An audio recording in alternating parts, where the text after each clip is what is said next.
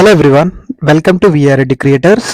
మనం పాలిటీలో స్థానిక ప్రభుత్వాల గురించి నేర్చుకుంటున్నాము. ప్రీవియస్ వీడియోలో మనం చారిత్రక నేపథ్యం, ముఖ్యమైనటువంటి కమిటీలు, అదేవిధంగా 73వ రాజ్యాంగ సవరణ చట్టం గురించి నేర్చుకున్నాము. ఈ వీడియోలో మనం 74వ రాజ్యాంగ సవరణ చట్టం గురించి అన్ని ముఖ్యమైన అంశాలు నేర్చుకుందాము. అంతకంటే ముందు మన భారతదేశంలో ఈ పంచాయతీరాజ్ వ్యవస్థ, అదేవిధంగా మున్సిపాలిటీల గురించి ఏ భాగంలో పొందుపరిచారు, వాటికి సంబంధించినటువంటి ఆర్టికల్స్ ఎక్కడి నుండి ఎక్కడి వరకు ఉన్నాయి, ఏ షెడ్యూల్లో వీటి గురించి పొందుపరిచారు అనే అంశాలని నేర్చుకుందాము. ఈ టేబుల్ చాలా చాలా ఇంపార్టెంట్. నేను ప్రీవియస్ వీడియోలో చెప్పాను, ఈ వీడియోలో కూడా చెప్తున్నాను, మీకు రివైజ్ అవుతుంది.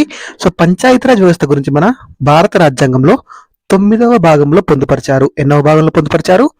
9వ భాగంలో పొందుపరిచారు. వీటికి సంబంధించినటువంటి ఆర్టికల్స్ ఆర్టికల్ 243A నుండి ఆర్టికల్ 243O వరకు ఉంటాయి. అదేవిధంగా వీటికి సంబంధించినటువంటి షెడ్యూల్ ఏదంటే 11వ షెడ్యూల్. 11వ షెడ్యూల్ మనకి పంచాయతీరాజ్ వ్యవస్థకు సంబంధించి నిర్వహించినటువంటి ముఖ్యమైనటువంటి విధులు, 29 రకాల విధులను ఇందులో పొందుపరచడం జరిగింది.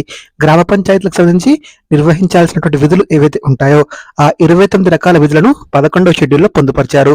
మనకి 73వ రాజ్యాంగ సవరణ చట్టం ద్వారా ఈ పంచాయతీరాజ్ వ్యవస్థకి రాజ్యాంగ ప్రతిపత్తి కల్పించడం జరిగింది. చాలా చాలా ఇంపార్టెంట్, గుర్తుపెట్టుకునే ప్రయత్నం చేయండి. అదేవిధంగా మున్సిపాలిటీలకు సంబంధించి మన భారత రాజ్యాంగంలో 9A భాగంలో పొందుపరిచారు. వీటికి సంబంధించినటువంటి ఆర్టికల్స్ ఎక్కడి నుండి ఎక్కడి వరకు ఉంటాయంటే ఆర్టికల్ 243P నుండి ఆర్టికల్ 243ZG వరకు మనకి మున్సిపాలిటీలకు సంబంధించినటువంటి ఆర్టికల్స్ ఉంటాయి. అదేవిధంగా 12వ షెడ్యూల్లో ఈ మున్సిపాలిటీలకు సంబంధించి నిర్వహించవలసినటువంటి 18 రకాల విధులను పొందుపరచడం జరిగింది. 74వ రాజ్యాంగ సవరణ చట్టం ఈ మున్సిపాలిటీల గురించి తెలియజేస్తుంది. 73 అంటేనేమో పంచాయతీరాజ్ వ్యవస్థ, 74వ రాజ్యాంగ సవరణ చట్టం ఏమో మున్సిపాలిటీల గురించి తెలియజేస్తుంది. చాలా చాలా ఇంపార్టెంట్, గుర్తుపెట్టుకునే ప్రయత్నం చేయండి. ఇప్పుడు మనం 74వ రాజ్యాంగ సవరణ చట్టం గురించి అన్ని ముఖ్యమైన అంశాలను నేర్చుకుందాము. ఈ వీడియో కొంచెం లెందీగా ఉంటుంది, అన్ని విషయాలు కవర్ అయ్యేలా ఈ వీడియోలో మీకు అందిస్తాను. సో చూసే ప్రయత్నం చేయండి. 74వ రాజ్యాంగ సవరణ చట్టం అనేది ఏ సంవత్సరం అండి? 1992వ సంవత్సరంలో. అప్పుడు ప్రధానమంత్రిగా ఎవరున్నారు? పివి నరసింహారావు గారు ఉన్నారు. ఆనాటి రాష్ట్రపతి ఎవరండి? శంకర్ దయాళ్ శర్మ గారు. రీసెంట్ గా జరిగినటువంటి ఒక ఎగ్జామ్ లో ఈ 73వ రాజ్యాంగ సవరణ చట్టం అమల్లోనికి వచ్చినప్పుడు అప్పుడు ప్రధానమంత్రి రాష్ట్రపతులను గుర్తించండి అని ఇచ్చారు. కాబట్టి వీటిని గుర్తుపెట్టుకునే ప్రయత్నం చేయండి, ఎగ్జామ్ లో అడగవచ్చు. సో వీటికి సంబంధించినటువంటి భాగం నేను మీకు ఆల్రెడీ చెప్పాను, 9A భాగంలో ఉంటుంది మున్సిపాలిటీలకు సంబంధించి. సో ఆర్టికల్స్ ఎక్కడి నుండి ఎక్కడి వరకు? 243P నుండి 243ZG వరకు మనకి మున్సిపాలిటీల గురించి తెలియజేస్తాయి. అదేవిధంగా షెడ్యూల్ ఎంత అండి? 12వ షెడ్యూల్లో మనకి ఈ మున్సిపాలిటీలకు సంబంధించి నిర్వహించేటువంటి 18 రకాల విధులను పొందుపరచడం జరిగింది. చాలా చాలా ఇంపార్టెంట్, గుర్తుపెట్టుకునే ప్రయత్నం చేయండి. భాగం అంటేనేమో 9A భాగము, ఆర్టికల్స్ అంటేనేమో ఆర్టికల్ 243P నుండి ఆర్టికల్ 243ZG వరకు మున్సిపాలిటీల గురించి తెలియజేస్తాయి. షెడ్యూల్ అంటేనేమో 12వ షెడ్యూల్. ఎన్ని రకాల అధికారులు ఉంటాయి? 18 రకాల అధికారాలు ఉంటాయి మున్సిపాలిటీలకు సంబంధించి. ఆనాటి ప్రధానమంత్రి ఎవరు? పివి నరసింహారావు గారు. ఆనాటి రాష్ట్రపతి ఎవరు? శంకర్ దయాళ్ శర్మ గారు. చాలా చాలా ఇంపార్టెంట్, గుర్తుపెట్టుకునే ప్రయత్నం చేయండి. ఇప్పుడు మనం ఒక్కొక్క ఆర్టికల్ గురించి నేర్చుకుందాము. ఎలా అయితే మనం 73వ రాజ్యాంగ సవరణ చట్టంలో పంచాయతీల గురించి నేర్చుకునేటప్పుడు మీకు ఆర్టికల్స్ ఇచ్చాను, ఆ ఆర్టికల్స్ కి ఈ ఆర్టికల్స్ కి సేమ్ సిమిలర్ గా ఉంటుంది. మీరు ఆర్టికల్స్ గుర్తుపెట్టుకునే ప్రయత్నం చేయండి. చాలా చాలా ఇంపార్టెంట్, మ్యాటర్ ఆల్మోస్ట్ సిమిలర్ గానే ఉంటుంది. సో మనకి అక్కడనేమో పంచాయతీలు వస్తాయి, ఇక్కడ మున్సిపాలిటీలకు సంబంధించి వస్తుంది. సో ఆర్టికల్ 243Pలో ఏముంటుందంటే నిర్వచనాలు పొందుపరచడం జరిగింది. ఈ మున్సిపాలిటీ వ్యవస్థకు సంబంధించి నిర్వచనాలను పొందుపరచడం జరిగింది. ఇందులో మనకి కమిటీల గురించి ఆర్టికల్ 243S కింద ఏర్పాటు చేయబడినటువంటి కమిటీని కమిటీగా నిర్వచించారు. జిల్లా అంటే ఏంటంటే ఒక రాష్ట్రంలోని జిల్లా అని అర్థము. అదేవిధంగా మెట్రోపాలిటన్ అంటే ఏంటంటే 10 లక్షలు లేదా అంతకంటే ఎక్కువ జనాభా గల ప్రాంతాన్ని మనం మెట్రోపాలిటన్ అంటాము. ఇది లాస్ట్ టైం అడిగారు చాలా సార్లు, 2-3 సార్లు ఇప్పటికి రిపీటెడ్ గా అడిగారు. మెట్రోపాలిటన్ అంటే ఏంటని. 10 లక్షలు లేదా అంతకంటే ఎక్కువ జనాభా ఉన్న ప్రాంతాన్ని ఏమంటాం? మెట్రోపాలిటన్ అంటాము. గుర్తుపెట్టుకోండి, 10 లక్షలు లేదా అంతకంటే ఎక్కువ. మున్సిపల్ ప్రాంతం అంటే ఏంటంటే గవర్నర్ చేత నోటిఫై చేయబడినటువంటి ప్రాంతము. గవర్నర్ చేత నోటిఫై చేయబడినటువంటి మున్సిపాలిటీ ప్రాదేశిక ప్రాంతాన్ని మున్సిపల్ ప్రాంతం అని పిలుస్తారు. మున్సిపాలిటీ అంటే ఏంటంటే ఆర్టికల్ 243Q ప్రకారం ఏర్పాటు చేసినటువంటి స్థానిక సంస్థని మున్సిపాలిటీగా నిర్వచించడం జరిగింది. ఈ నిర్వచనాలు చాలా చాలా ఇంపార్టెంట్, గుర్తుపెట్టుకునే ప్రయత్నం చేయండి. ఇక్కడ ఉన్నాయండి నిర్వచనాలు. ఆర్టికల్ 243P పొందుపరిచారు. నెక్స్ట్ మనం ఆర్టికల్ 243Q గురించి నేర్చుకుందాము. ఆర్టికల్ 243Qలో ఏముందంటే మున్సిపాలిటీల నిర్మాణం గురించి పేర్కొన్నారు. వీటి గురించి మున్సిపాలిటీల నిర్మాణం గురించి పేర్కొన్నారు. ఇందులో మనకి గ్రామీణ ప్రాంతం నుంచి నగర ప్రాంతంగా పరివర్తనం చెందే గ్రామీణ ప్రాంతం నుండి నగర ప్రాంతంగా పరివర్తనం చెందే ప్రాంతాన్ని మనం నగర పంచాయతీ అంటారు. ఏమంటారండి? నగర పంచాయతీ అని పిలుస్తారు. చిన్న పట్టణ ప్రాంతాలను మున్సిపల్ కౌన్సిల్ గా ఏర్పాటు చేసుకోవచ్చు. చిన్న పట్టణ ప్రాంతాలు ఉంటాయి కదా, ఈ చిన్న పట్టణ ప్రాంతాలను మనం మున్సిపల్ కౌన్సిల్ గా ఏర్పాటు చేసుకోవచ్చు. పెద్ద పట్టణాలను, ఎక్కువ జనాభా ఉన్న పట్టణాలను మనం మున్సిపల్ కార్పొరేషన్లుగా ఏర్పాటు చేసుకుంటాం. ఫస్ట్ అండి, చిన్న పట్టణాలు మనకి గ్రామీణ ప్రాంతం నుండి నగర ప్రాంతంగా పరివర్తనం చెందే ప్రాంతాన్ని మనం నగర పంచాయతీ అంటాము. చిన్న పట్టణాల ప్రాంతాలను మున్సిపల్ కౌన్సిల్స్ అంటాము. పెద్ద పట్టణ ప్రాంతాలను మున్సిపల్ కార్పొరేషన్ అంటాము. ఈ మీకు విభజన తెలిసి ఉండాలి. నగర పంచాయతీ, municipal council, municipal corporation. Next మనకి ఆర్టికల్ 243R గురించి చూద్దాము. ఇది ఎన్నికల గురించి తెలియజేస్తుంది. దేని గురించి? ఎన్నికల గురించి తెలియజేస్తుంది. మున్సిపాలిటీలోని సభ్యులు అందరూ కూడా ప్రత్యక్షంగా ఎన్నుకోబడతారు. ఎలా ఎన్నుకోబడతారండి? ప్రత్యక్షంగా ఎన్నుకోబడతారు. ఈ ఎన్నిక గురించి ఏ ఆర్టికల్ తెలియజేస్తుంది? ఆర్టికల్ 243R తెలియజేస్తుంది. మున్సిపాలిటీలోని సభ్యులందరూ కూడా ప్రత్యక్షంగా ఎన్నుకోబడతారు. ఎలా అండి? ప్రత్యక్షంగా ఎన్నుకోబడతారు. మున్సిపాలిటీలోని సభ్యుల కూర్పు అనేది, అదేవిధంగా అధ్యక్షుల ఎన్నికల విధానానికి సంబంధించి రాష్ట్ర శాసనసభ నిర్ణయించిన చట్టాల మేరకు, ఎవరు నిర్ణయించిన చట్టాల మేరకు? ఆయా రాష్ట్రాల శాసనసభలు ఉంటాయి కదా, ఆయా రాష్ట్రాల శాసనసభలో నిర్ణయించిన చట్టాల మేరకు ఉండడం జరుగుతుంది. నగర పంచాయతీ, మున్సిపాలిటీ, మున్సిపల్ కార్పొరేషన్లలో రాష్ట్ర శాసనసభ నిర్ణయించిన మేరకు ప్రత్యక్షంగా లేదా పరోక్షంగా ఎన్నికలు జరగడం జరుగుతుంది. నగర పంచాయతీకి, మున్సిపాలిటీకి, అదేవిధంగా మున్సిపల్ కార్పొరేషన్కి ఎవరు నిర్ణయించిన మేరకు? రాష్ట్ర శాసనసభ నిర్ణయించిన మేరకు ప్రత్యక్షంగా లేదా పరోక్షంగా ఎన్నికలు జరగడం జరుగుతుంది. మున్సిపాలిటీ పరిపాలన నిర్వహణలో అనుభవం ఉన్న వారిని నామినేట్ చేయవచ్చు. ఏంటండి? మున్సిపాలిటీ పరిపాలన నిర్వహణలో అనుభవం ఉన్న వారిని నామినేట్ చేయవచ్చును. అదేవిధంగా నామినేట్ అయిన వారికి ఓటు హక్కు మాత్రం ఉండదు. మున్సిపాలిటీ పరిపాలన నిర్వహణలో అనుభవం ఉన్న వారిని నామినేట్ చేయవచ్చు. అలా నామినేట్ అయిన సభ్యులకు మాత్రం ఓటు హక్కు ఉండదు. చాలా చాలా ఇంపార్టెంట్, గుర్తుపెట్టుకోండి. సో అధ్యక్షులకు సంబంధించి ప్రత్యక్షంగా కానీ పరోక్షంగా కానీ ఉండొచ్చు, ఎన్నుకోవచ్చు. ఇది ఎవరు నిర్ణయిస్తారో ఆయా రాష్ట్రాల శాసనసభలు నిర్ణయించడం జరుగుతుంది. కానీ మున్సిపాలిటీలోని సభ్యులందరూ కూడా ప్రత్యక్ష పద్ధతిలో ఓటర్ల చేత ఎన్నుకోబడతారు. చాలా చాలా ఇంపార్టెంట్, గుర్తుపెట్టుకునే ప్రయత్నం చేయండి. సంబంధిత మున్సిపల్ కార్పొరేషన్ ఏరియాలోని, సంబంధిత మున్సిపాలిటీలోని ప్రాతినిధ్యం వహించే ఎమ్మెల్యేలు, ఎంపీలు, ఎమ్మెల్సీలు హోదారీత్యా ఇందులో సభ్యులుగా ఉంటారు. చాలా చాలా ఇంపార్టెంట్, గుర్తుపెట్టుకోండి. ఆ ప్రాంతంకి ప్రాతినిధ్యం వహించే ఎంపీలు, ఎమ్మెల్యేలు, ఎమ్మెల్సీలు హోదారీత్యా సభ్యులుగా ఉంటారు. నెక్స్ట్ మనం ఆర్టికల్ 243S గురించి నేర్చుకుందాం. ఈ ఆర్టికల్ 243S ఏం తెలియజేస్తుందంటే వార్డు కమిటీల నిర్మాణం గురించి తెలియజేస్తుంది. వార్డు కమిటీల నిర్మాణం గురించి తెలియజేస్తుంది. 3 లక్షలు లేదా అంతకంటే ఎక్కువ జనాభా గల మున్సిపాలిటీలో 1 లేదా అంతకంటే ఎక్కువ వార్డులను కలిపి వార్డు కమిటీలుగా ఏర్పాటు చేసుకోవచ్చు. 3 లక్షలు లేదా అంతకంటే ఎక్కువ జనాభా ఉన్న మున్సిపాలిటీలు ఉంటాయి కదా, ఆ మున్సిపాలిటీలో 1 లేదా అంతకంటే ఎక్కువ వార్డులు కలిపి వార్డు కమిటీగా ఏర్పాటు చేసుకోవచ్చు. ఈ వార్డు కమిటీలకు సంబంధించి రాష్ట్ర శాసనసభ చట్టం ద్వారా ఏర్పాటు జరుగుతుంది. ఒక వార్డును వార్డు కమిటీగా ఏర్పడినప్పుడు ఆ వార్డు ప్రతినిధి ఎవరైతే ఉంటారో ఆ వార్డు ప్రతినిధి ఆ వార్డు కమిటీకి అధ్యక్షుడిగా నియమించాలి. కార్పొరేషన్లలో వార్డు కమిటీలు వచ్చేసి కనిష్టంగా 50 ఉంటే గరిష్టంగా 100 వరకు ఉంటాయి. ఎన్ని ఉంటాయండి? కార్పొరేషన్లలో వార్డులు కనిష్టంగా 50 ఉంటే గరిష్టంగా 100 వరకు ఉంటాయి. చాలా చాలా ఇంపార్టెంట్. కార్పొరేషన్లో వార్డు కమిటీలు కనిష్టంగా 50 ఉంటే గరిష్టంగా 100 వరకు ఉంటాయి. 3 లక్షలు లేదా అంతకంటే ఎక్కువ జనాభా గల మున్సిపాలిటీల్లో 1 లేదా అంతకంటే ఎక్కువ వార్డులను కలిపి వార్డు కమిటీలుగా ఏర్పాటు చేసుకోవచ్చు. వీటికి సంబంధించినటువంటి కమిటీలకు రాష్ట్ర శాసనసభ చట్టం ద్వారా రూపొందించడం జరుగుతుంది. నెక్స్ట్ మనం ఆర్టికల్ 243T గురించి నేర్చుకుందాం. ఆర్టికల్ 243 ఏం తెలియజేస్తుందండి? ఆర్టికల్ 243T ఏం తెలియజేస్తుంది? ఇది రిజర్వేషన్ల గురించి తెలియజేస్తుంది. అదే పంచాయతీరాజ్ వ్యవస్థలో రిజర్వేషన్లకు సంబంధించి ఏ అధికారం తెలియజేస్తుంది? ఆర్టికల్ 243 డి తెలియజేస్తుంది. చాలా చాలా ఇంపార్టెంట్ ఈ రిజర్వేషన్లు పంచాయతీలలో, అదేవిధంగా మున్సిపాలిటీలో. పంచాయతీలలోనేమో ఆర్టికల్ 243 డి తెలియజేస్తుంది. మున్సిపాలిటీలకు సంబంధించి ఆర్టికల్ 243 టీ తెలియజేస్తుంది. డిటి అని గుర్తుపెట్టుకోండి. డిప్యూటీ తహసీల్దార్ ఉంటుంది కదా, మనకి గ్రూప్ 2లో చాలా మందికి డ్రీమ్ పోస్ట్ ఉంటుంది గ్రూప్ 2లో. డిప్యూటీ తహసీల్దార్ డిటి ఇలా గుర్తుపెట్టుకోండి. డిటి, ఈ డిటి అంటే రిజర్వేషన్లు గుర్తుపెట్టుకోండి. 243 అంటేనేమో పంచాయతీల రిజర్వేషన్లకు సంబంధించింది అయితే, 243 వచ్చేసి మున్సిపాలిటీల్లో రిజర్వేషన్. డిటి అని గుర్తుపెట్టుకోండి. చాలా చాలా ఇంపార్టెంట్ ఈ రిజర్వేషన్లకు సంబంధించి. సో మనకి ఎస్సీ ఎస్టీలకి, షెడ్యూల్డ్ క్యాస్ట్, షెడ్యూల్డ్ ట్రైబ్స్ కి వారి జనాభా ఆధారంగా రిజర్వేషన్లు కల్పించడం జరుగుతుంది.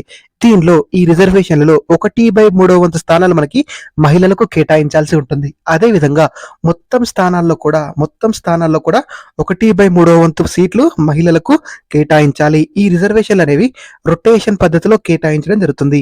బీసీలకి, బ్యాక్వర్డ్ క్లాసెస్ కి, వెనుకబడిన తరగతులకి రిజర్వేషన్లు కల్పించడం అనేది ఆయా రాష్ట్రాల యొక్క విచక్షణకే వదిలిపెట్టడం జరిగింది.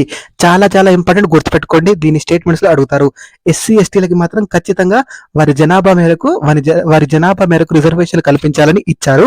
వెనుకబడిన తరగతులకు మాత్రం ఆయా రాష్ట్రాల యొక్క విచక్షణ మేరకు మనకి రిజర్వేషన్లు కల్పించుకునే అవకాశాన్ని ఇవ్వడం జరిగింది. చాలా చాలా ఇంపార్టెంట్, గుర్తుపెట్టుకునే ప్రయత్నం చేయండి. ఎగ్జామ్ లో డెఫినెట్ గా అడగడం జరుగుతుంది. నెక్స్ట్ మనం ఆర్టికల్ 243 గురించి నేర్చుకుందాం. ఈ ఆర్టికల్ 243 ఏం తెలియజేస్తుందంటే, ఇది పదవీ కాలం గురించి తెలియజేస్తుంది. దేని గురించి అండి? పదవీ కాలం గురించి, టెన్యూర్ గురించి తెలియజేస్తుంది. సాధారణంగా పదవీ కాలం ఎన్ని సంవత్సరాలు ఉంటుందండి?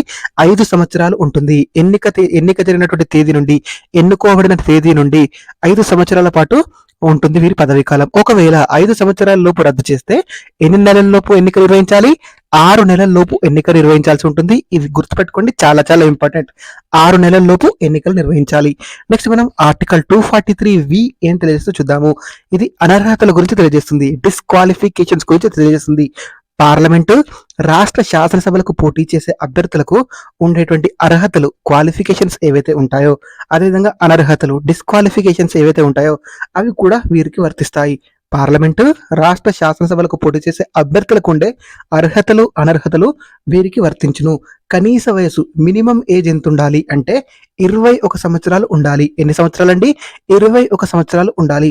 1995 తర్వాత, 1995 తర్వాత ఇద్దరు పిల్లల కంటే ఎక్కువ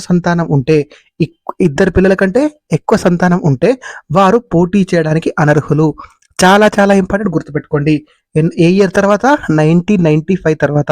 కనీస వయసు ఎంత ఉండాలి? 21 సంవత్సరాలు ఉండాలి. సో అనర్హతలకు సంబంధించి తెలియజేసే ఆర్టికల్ 243 అనేది అనర్హతలకు సంబంధించి తెలియజేస్తుంది. సాధారణంగా వీరి పదవీ కాలం ఎన్ని సంవత్సరాలు ఉంటుంది? 5 సంవత్సరాలు ఉంటుంది. ఒకవేళ రద్దయితే ఎన్ని నెలల్లోగా ఎన్నికలు నిర్వహించాలి?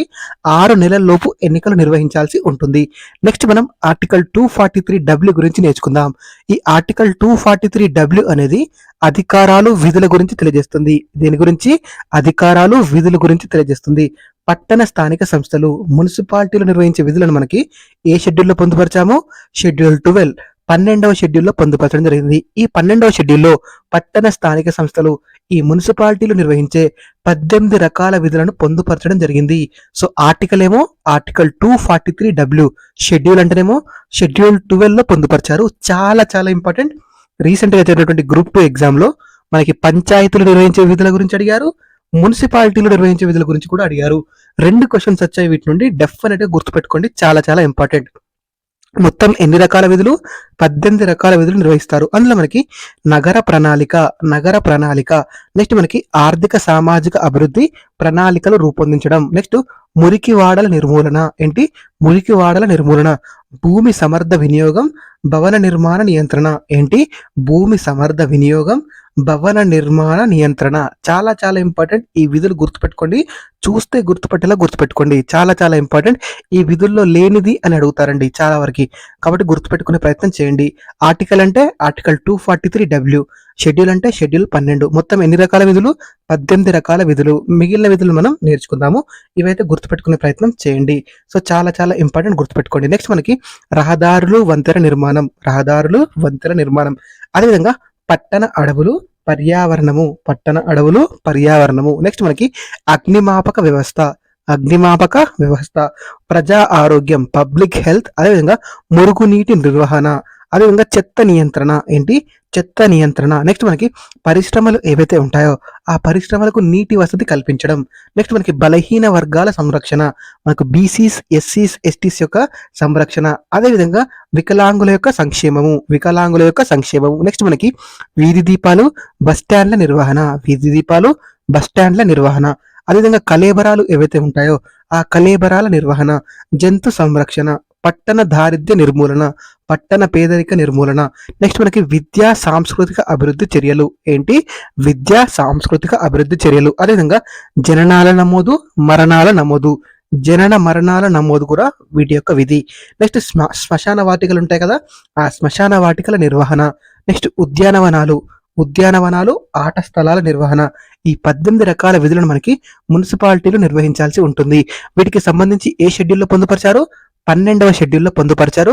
చాలా చాలా ఇంపార్టెంట్, మళ్ళీ చెప్తున్నాను, వీటిని నెగ్లెక్ట్ చేయకండి, రాసుకునే ప్రయత్నం చేయండి. వరుసగా గుర్తుపెట్టుకోవాల్సిన అవసరం లేదు, జస్ట్ మీరు చూస్తే గుర్తుపట్టేలా చదవండి. మున్సిపాలిటీలకు సంబంధించి చదవండి, పంచాయతీలకు సంబంధించి చదవండి. పంచాయతీలు ఏమో 29 విధులు ఉంటాయి, మున్సిపాలిటీలకు సంబంధించి 18 రకాల విధులు ఉంటాయి. ఈ విధుల నుండి రిపీటెడ్ గా క్వశ్చన్స్ వస్తున్నాయి కాబట్టి అస్సలు నెగ్లెక్ట్ చేయకండి, జాగ్రత్తగా చదవండి.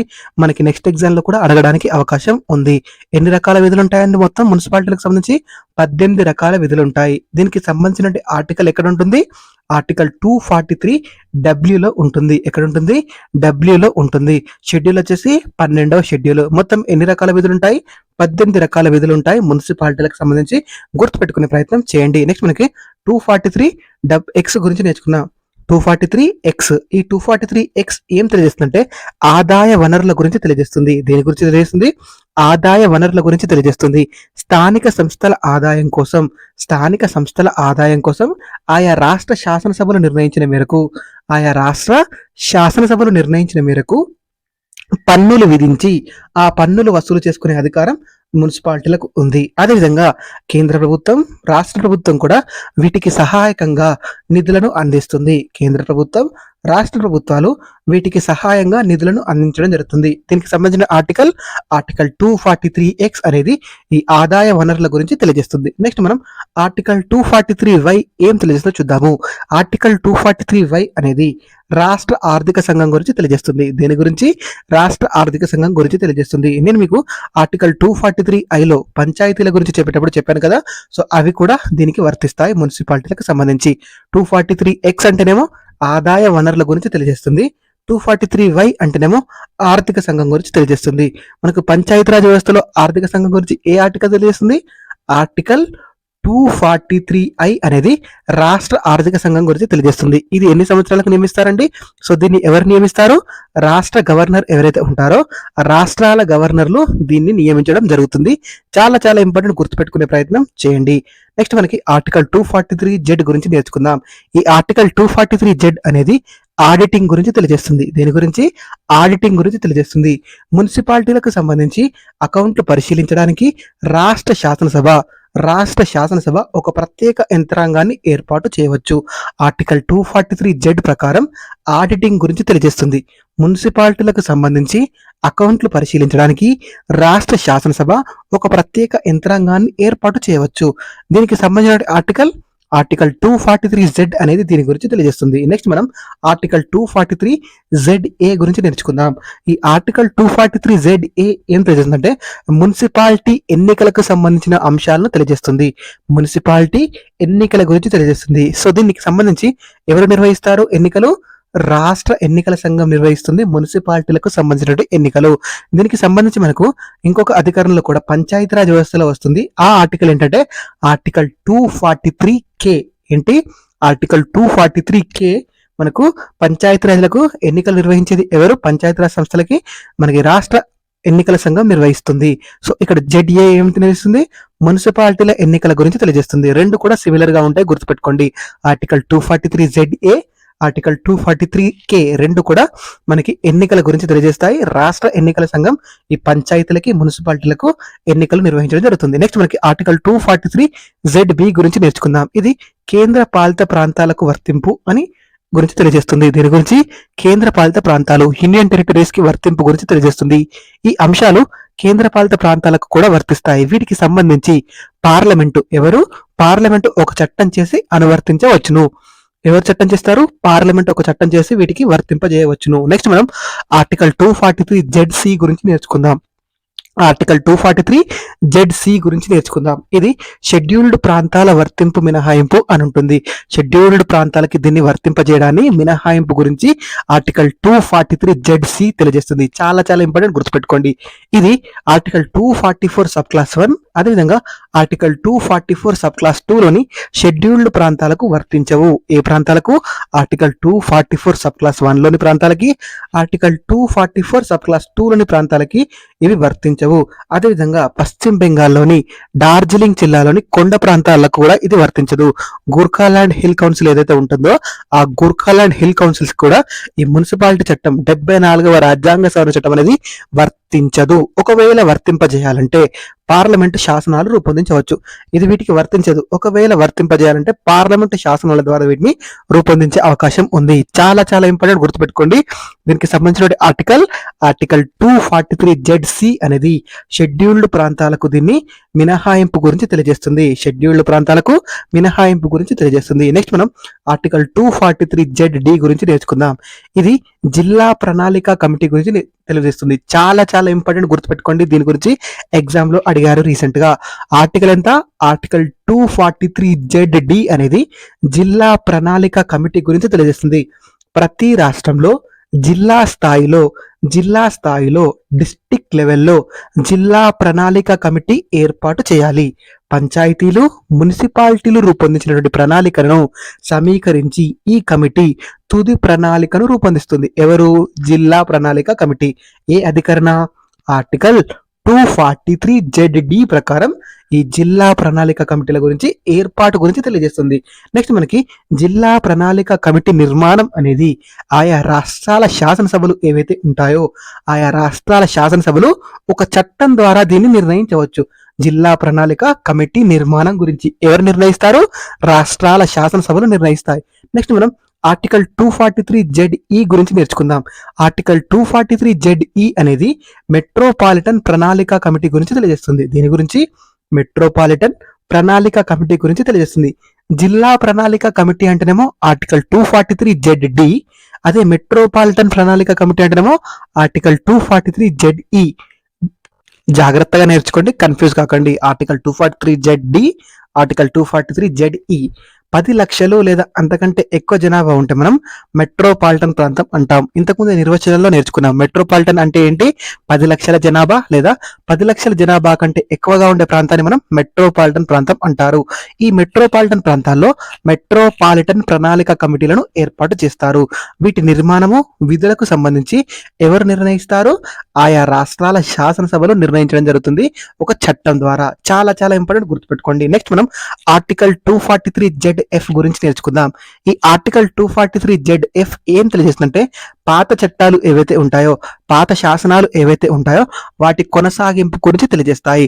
ఈ చట్టం అమల్లోనికి వచ్చిన తేదీ నుండి 74వ రాజ్యాంగ సవరణ చట్టం అమల్లోనికి వచ్చిన తేదీ నుండి ఒక సంవత్సరం పాటు పాత చట్టాలు అనేవి కొనసాగుతాయి.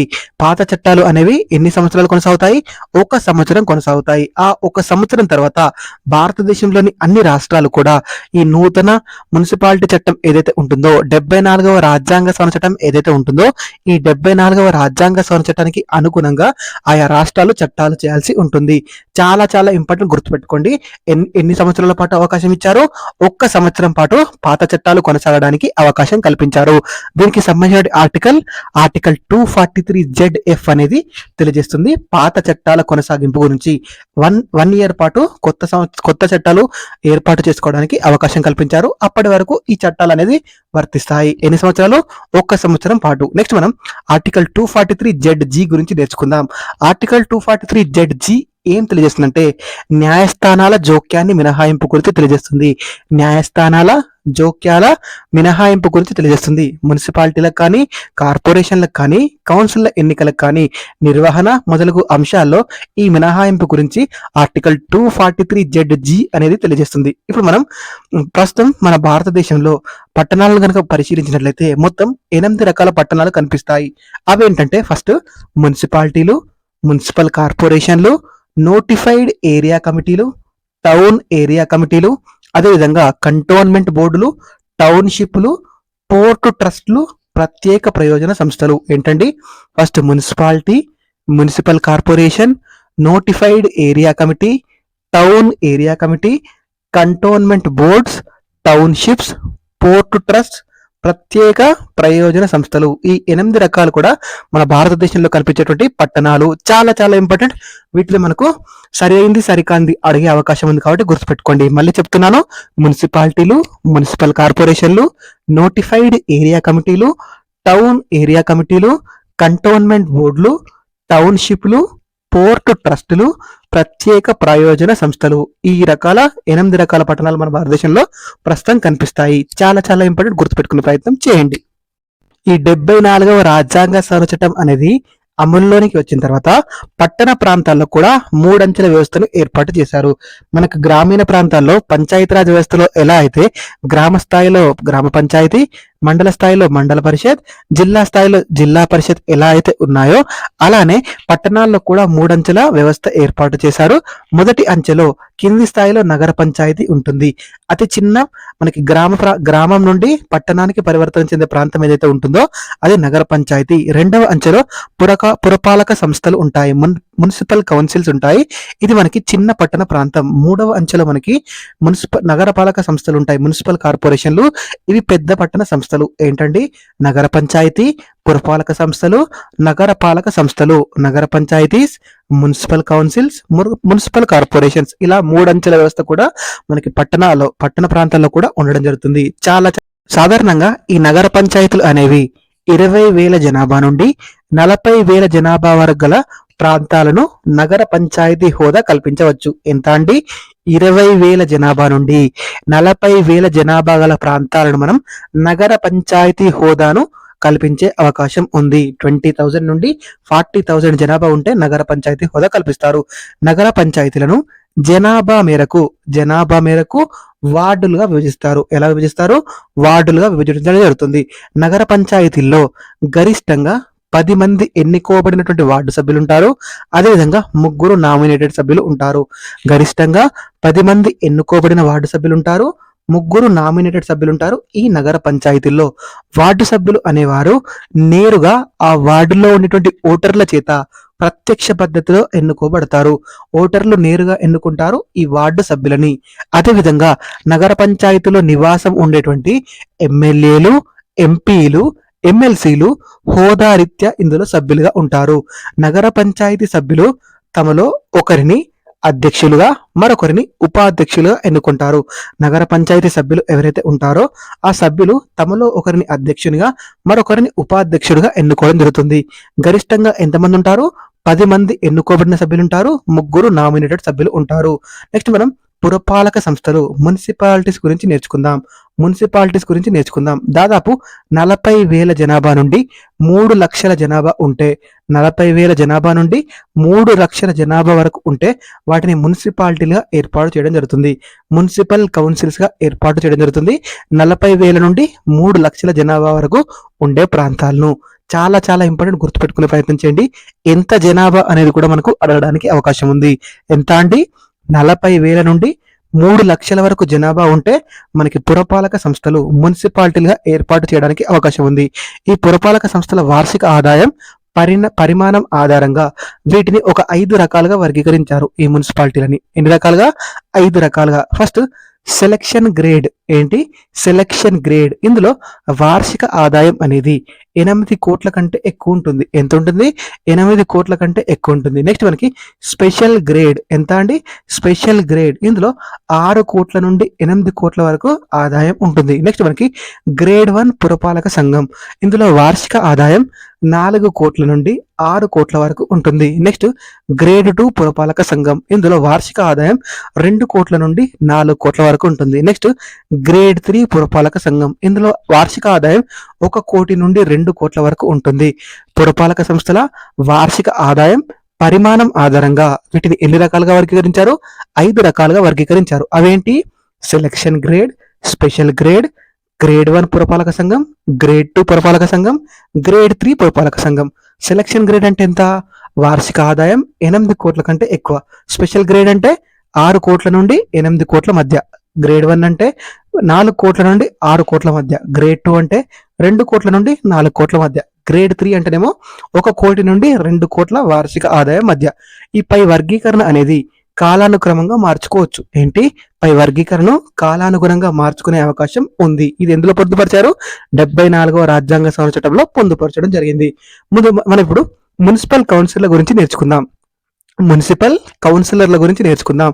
వీరిని ఆయా వార్డులలోని ఓటర్లు ఎవరైతే ఉంటారో ఈ మున్సిపల్ కౌన్సిలర్ని ఆయా వార్డులలోని ఓటర్లు ప్రత్యక్ష పద్ధతిలో ఓటు వేసి ఎన్నుకుంటారు. చాలా చాలా ఇంపార్టెంట్. మున్సిపల్ కౌన్సిలర్ల ఎన్నిక ఎలా జరుగుతుంది? ప్రత్యక్ష పద్ధతిలో జరుగుతుంది. ఆ వార్డులలోని ఓటర్లు తమ ఓటు హక్కును వినియోగించుకొని ప్రత్యక్ష పద్ధతిలో వీరిని ఎన్నుకుంటారు. సో జనాభాను బట్టి వీరి సంఖ్య ఉంటుంది. ఎంతమంది మున్సిపల్ కౌన్సిలర్లు ఉండాలి అనే జనాభా మీద ఆధారపడి ఉంటుంది. నెక్స్ట్ మనం కోఆప్టెడ్ సభ్యుల గురించి నేర్చుకుందాం. కోఆప్టెడ్ మెంబర్స్ పట్టణ స్థానిక సంస్థల్లో విశిష్ట అనుభవం ఉన్న వారిని, అదేవిధంగా మైనారిటీ వర్గాల వారిని కోఆప్టెడ్ సభ్యులుగా నియమించడం జరుగుతుంది. ఎవరినండి? పట్టణ స్థానిక సంస్థల్లో విశిష్ట అనుభవం ఉన్న వారిని, మైనారిటీ సభ్యులను కోఆప్టెడ్ మెంబర్స్ గా తీసుకుంటారు. హోదారీత్యా సభ్యులు ఎవరుంటారంటే ఎక్స్ అఫీషియో మెంబర్స్ ఎవరైతే ఉంటారో, ఆయా జిల్లాల కలెక్టర్లు ఎవరైతే ఉంటారో ఆయా జిల్లాల కలెక్టర్లు, మున్సిపల్ కమిషనర్లు, పురపాలక సంస్థ పరిధిలోని ఎమ్మెల్యేలు, ఎంపీలు, ఎమ్మెల్సీలు ఎవరండి? ఎక్స్ అఫీషియో సభ్యులుగా ఆయా జిల్లా కలెక్టర్లు ఉంటారు కదా, ఆ జిల్లా కలెక్టర్లు, మున్సిపల్ కమిషనర్ ఎవరైతే ఉంటారో మున్సిపల్ కమిషనర్లు, పురపాలక సంస్థ పరిధి ఏదైతే ఉంటుందో ఆ పరిధిలోని ఎమ్మెల్యేలు, ఎంపీలు, ఎమ్మెల్సీలు హోదారీత్యా ఎక్స్ అఫీషియో మెంబర్స్ గా ఉండడం జరుగుతుంది. చాలా చాలా ఇంపార్టెంట్, గుర్తుపెట్టుకోండి. మండలి సాధారణంగా నెలకొకసారి సమావేశం కావాలి. దీని ఎజెండాను ఎవరు రూపొందిస్తారండి? మున్సిపల్ కమిషనర్ గారు రూపొందిస్తారు. ఎజెండాను ఎవరు రూపొందిస్తారు? మున్సిపల్ కమిషనర్ గారు రూపొందిస్తారు. మున్సిపల్ కమిషనర్ గారు ఈ ఎజెండాను రూపొందించే ముందు మున్సిపల్ చైర్మన్ సంప్రదించాల్సి ఉంటుంది. చాలా చాలా ఇంపార్టెంట్, గుర్తుపెట్టుకునే ప్రయత్నం చేయండి. ఎజెండాను రూపొందించేది మున్సిపల్ చైర్మనా, మున్సిపల్ కమిషనరా అని మనకు అడుగుతారు. ఎజెండాను ఎవరు రూపొందిస్తారు? మున్సిపల్ కమిషనర్ గారు రూపొందించడం జరుగుతుంది. మున్సిపల్ చైర్మన్ సంప్రదించిన తర్వాత ఈ పురపాలక మండలిలో scheduled caste, scheduled tribe, backward classes, మహిళా రిజర్వేషన్లు కల్పించడం జరుగుతుంది. ఎస్సీ, ఎస్టీ, బీసీ మహిళలకు రిజర్వేషన్లు కల్పించడం జరుగుతుంది. నెక్స్ట్ మనం మున్సిపల్ చైర్మన్ గురించి నేర్చుకుందాం. మున్సిపల్ చైర్మన్ ఎన్నిక అనేది ఆయా రాష్ట్ర ప్రభుత్వాలు ఏవైతే ఉంటాయో ఆయా రాష్ట్ర ప్రభుత్వాలు నిర్ణయించిన పద్ధతిలో జరుగుతాయి. సో ప్రత్యక్షంగా జరగవచ్చు, పరోక్షంగా జరగవచ్చు. ప్రస్తుతం మన తెలంగాణ అదేవిధంగా ఆంధ్రప్రదేశ్లో ఈ మున్సిపల్ చైర్మన్ల ఎన్నిక ఎలా జరుగుతుందంటే పరోక్ష పద్ధతిలో జరుగుతుంది. ఎలా జరుగుతుంది? పరోక్ష పద్ధతిలో జరుగుతుంది మున్సిపల్ చైర్మన్ల ఎన్నిక. ఆ మున్సిపాలిటీ పరిధిలోని కౌన్సిలర్లు ఎవరైతే ఉంటారో వారు ప్రత్యక్ష పద్ధతిలో ఎన్నుకోబడతారు కదా, ఆ కౌన్సిలర్లు అందరూ కలిసి పరోక్ష పద్ధతిలో ఈ మున్సిపల్ చైర్మన్ ను ఎన్నుకోవడం జరుగుతుంది. మన రాష్ట్రంలో ఎలా ఉంది? పరోక్ష పద్ధతిలో ఉంది. సో వీరు పార్టీ ప్రతిపాదికన ఎన్నుకోబడతారు. పార్టీ ప్రతిపాదికన ఎన్నుకోవడం జరుగుతుంది. సో దీనికి ఈ పురపాలక సంస్థ ఏదైతే ఉంటుందో ఈ పురపాలక సంస్థకి ప్రథమ పౌరుడిగా ఎవరుంటారండి? మున్సిపల్ చైర్మన్ గారు ఉంటారు. చాలా చాలా ఇంపార్టెంట్, గుర్తుపెట్టుకోండి. ప్రీవియస్ గా అడిగారు. మనకి పురపాలక సంస్థకి ప్రథమ పౌరుడిగా ఎవరుంటారండి? మున్సిపల్ చైర్మన్ గారు ఉంటారు. మున్సిపల్ కౌన్సిల్ కి మనకి ప్రథమ పౌరుడిగా ఎవరుంటారు?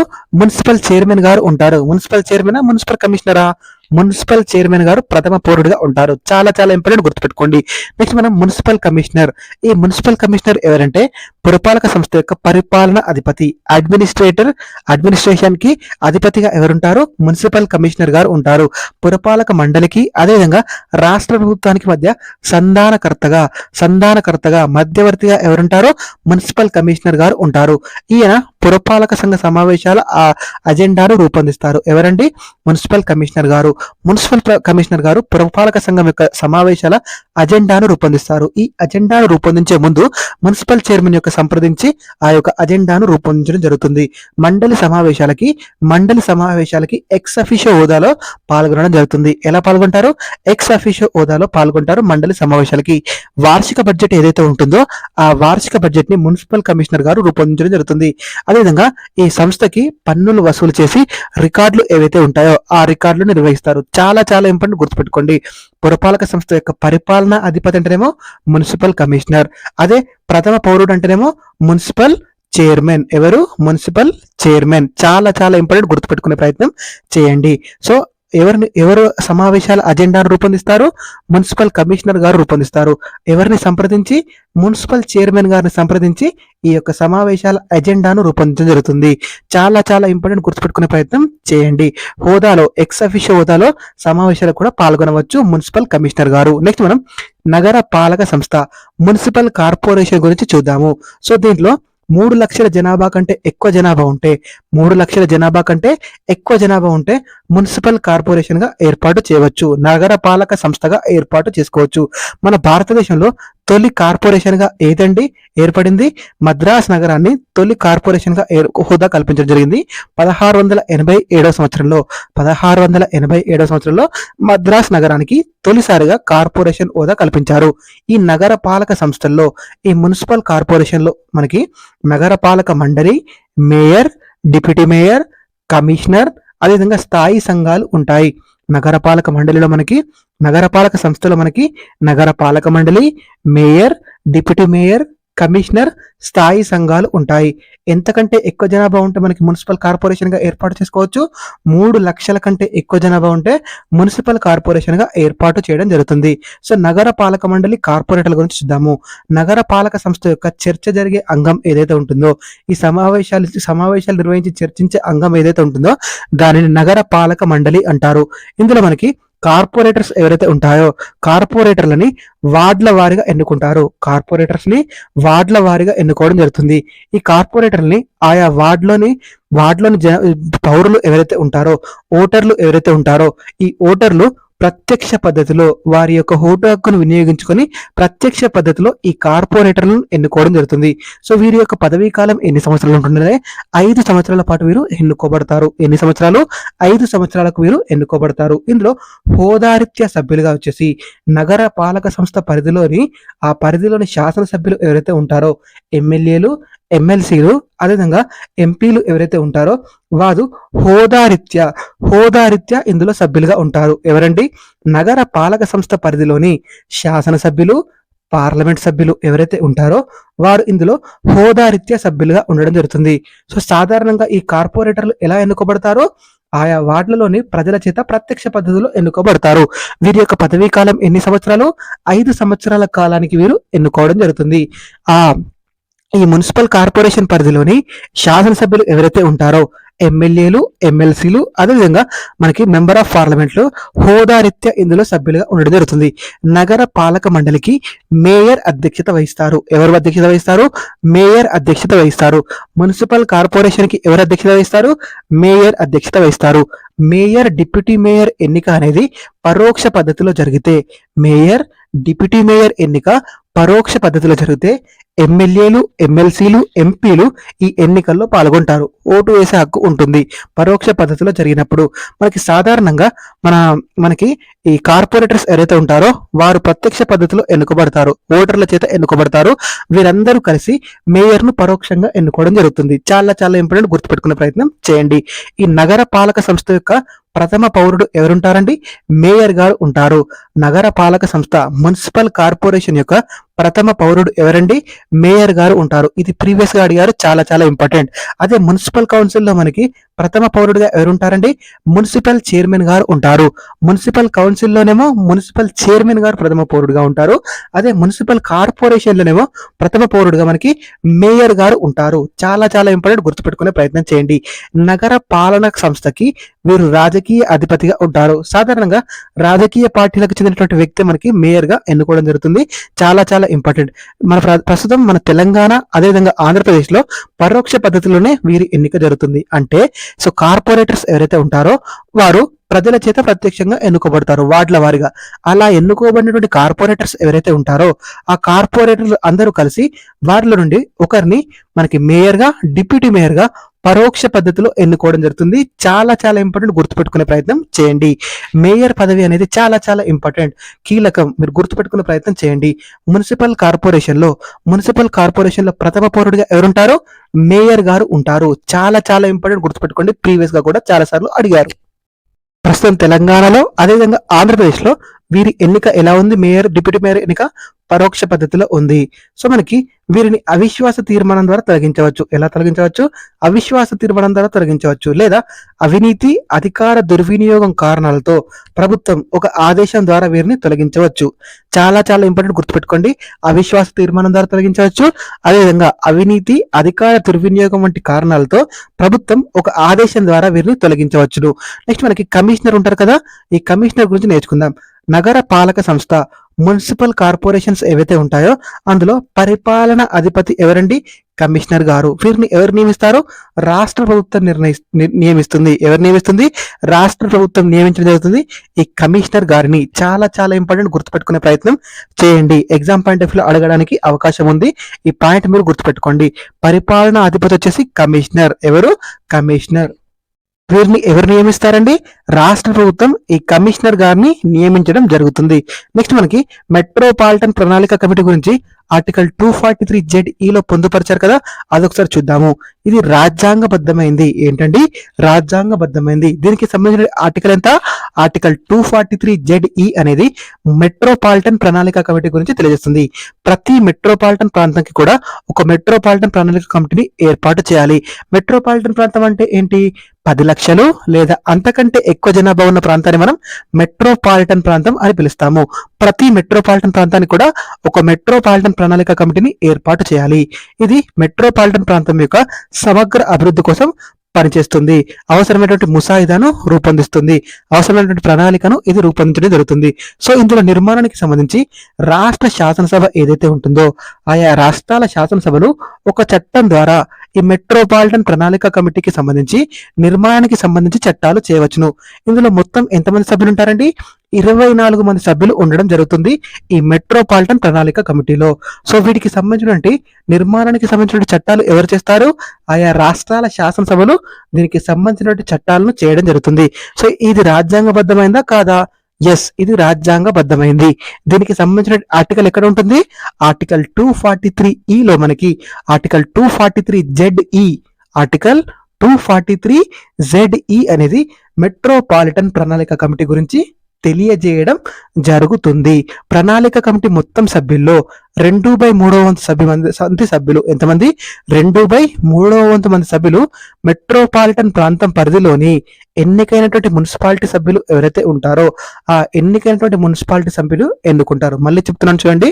ప్రణాళిక కమిటీ మొత్తం సభ్యుల్లోని 2/3 సభ్యులు మెట్రోపాలిటన్ ప్రాంతం పరిధిలోని ఎన్నికైనటువంటి మున్సిపాలిటీ సభ్యులు ఎన్నుకోవడం జరుగుతుంది. వీరిని కార్పొరేషన్ మేయర్ దీనికి చైర్మన్ గా వ్యవహరిస్తారు. ఎవరు? కార్పొరేషన్ మేయర్ దీనికి చైర్మన్ గా వ్యవహరించడం జరుగుతుంది. రాష్ట్ర ప్రభుత్వం ఒక 4 సభ్యులను నియమించవచ్చును. చాలా చాలా ఇంపార్టెంట్, గుర్తుపెట్టుకునే ప్రయత్నం చేయండి. ఎగ్జామ్ లో అడగడానికి అవకాశం ఉంది.